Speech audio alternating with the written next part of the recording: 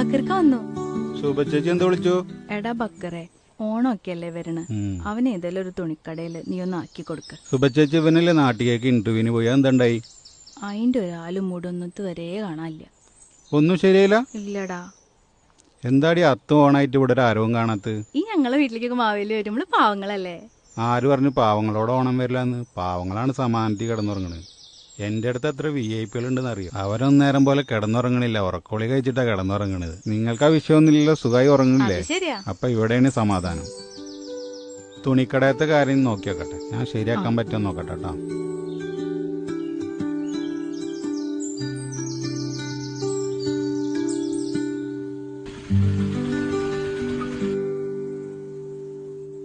പരസ്പരം സഹായിച്ച് ജീവിക്കുമ്പോൾ അതിനൊരു സുഖമുള്ളൂ. അമ്മ എവിടെടാ?